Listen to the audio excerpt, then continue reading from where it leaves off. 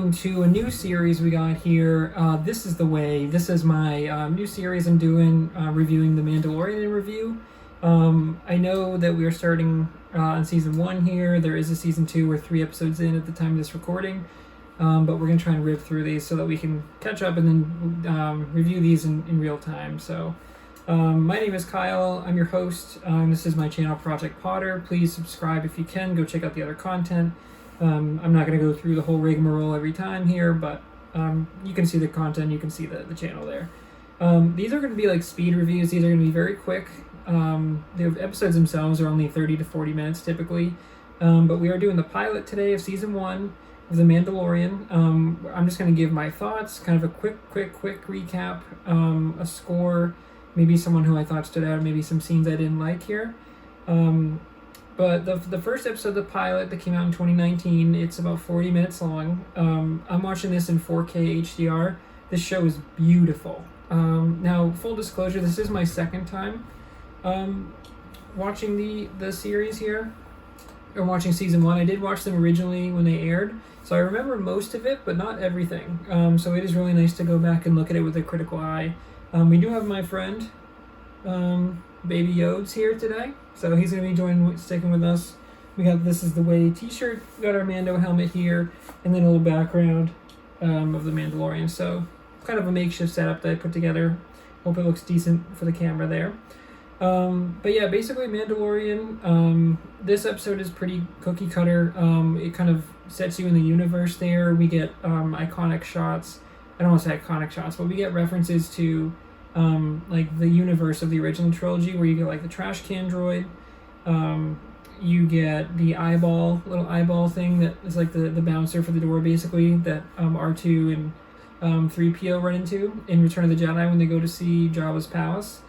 We get some stormtroopers in here. It's really cool because we find out that the Empire is like in shambles, which is nice. Pedro Pascal plays the Mandalorian, or Mando for short. His armor is awesome. We get an awesome bit here where he is a bounty hunter. It starts off with him like going to collect this blue dude from a cantina, because it's Star Wars, so of course there's a cantina in there. This guy's trying to talk his way out of it. Mando takes out the thugs there. He actually shoots the door so that it slices one dude in half, but he takes the guy back. There's a cool scene on the ice there where they escape from like a walrus snake type of thing.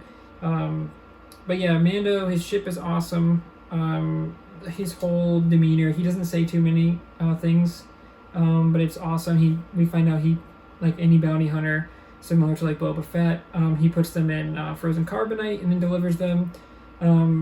He delivers them to, got my my tablet here because I don't want to mess up anyone's name. He brings them over to Carl Weathers' character, who is Greef Karga. And Greef tries to pay him in Imperial credits, and that's when we find out that the Empire is no good anymore. Pedro Pascal is like, yo, these aren't any good. And he's like, all right, well, I've got all these bounty pucks, which are basically like the hits that they can take. He's like, I got a smuggler. He's like, there is one job, and he's like, but it's face to face. You got to go see him. He's like, this isn't just like another puck I can give you. And he's like, all right. Mando takes it. He goes to see Werner Herzog's character, who's just known as the Client. And he's like, bring me the baby. But he's interesting. He's got like 4 stormtroopers around him, and it's hostile. They do like the office scene where he's got like the guns pointed at each other.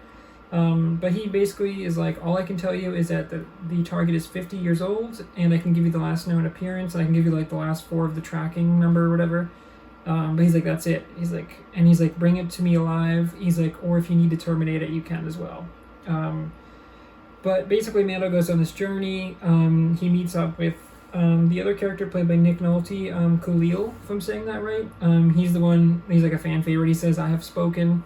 That's the one segment I didn't love, where he has to learn to ride like that little like giant rat creature. I don't even know how to describe those things.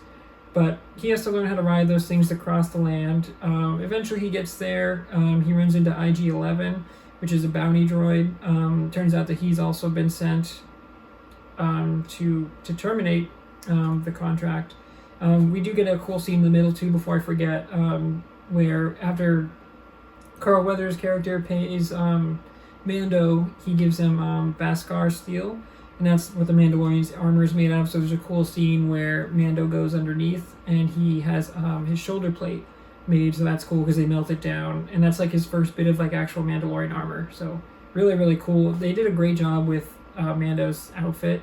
Costume design did an amazing job because he looks so cool in every shot there. And Pedro Pascal has like that cool, like badass sort of voice where he's like, I feel like he can talk his way out of anything too. So that's really, really cool. But this is your typical like pilot. There's some good action in here.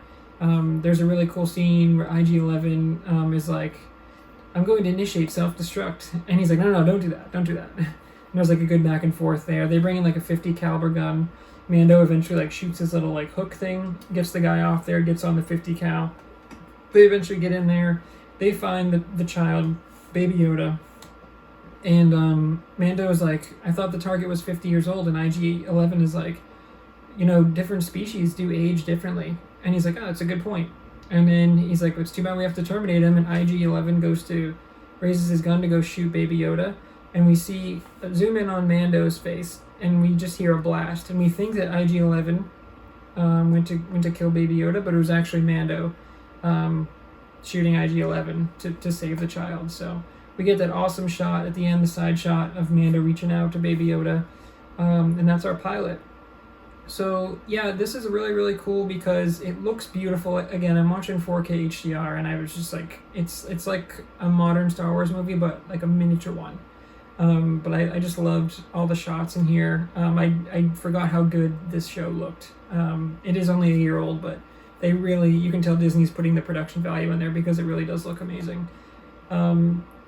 I really, really like this episode. I don't know if anyone stood out really. Mando is a man of few words, which adds to his character, but because we don't see Pedro Pascal's expressions, because he's wearing the helmet for the majority of the series, it's hard to connect with him emotionally sometimes because he is like the badass, almost like a cowboy, but because you can't see his face, you don't know exactly what he's feeling all the time. He's got to emote in his voice, which speaks to Pedro Pascal's acting. But the supporting cast, I think, kind of stood out to me in this one. It was just really good. Werner Herzog's character, he's only in a few episodes, but he sticks out every time. Carl Weathers is great in here, and Nick Nolte. Those are kind of the three main villains. But just they did a good job with the village and just making you feel like you were in that Return of the Jedi, that original trilogy world.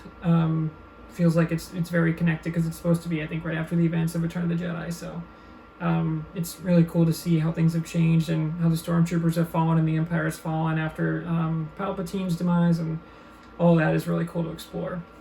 So for this one, for the pilot, I'm going to give it an 8-9. Really, really happy with this episode. I think if I had to knock on it, it's maybe 10 or 15 minutes too long. It's at 40 minutes. I think it should have maybe been about 25. When they get to the compound to find Baby Yoda, I think maybe that should have been the start of episode 2. And then the pacing I thought was a little weird when he has to learn to like ride that rat thing. That's the only sequence I didn't really like. So I thought they could have either cut that or found a different way to spread that out. So yeah, that's my review of the pilot of The Mandalorian, guys. This is the way. Again, I said these are gonna be quick videos. They're shorter episodes, so the reviews are gonna be quick.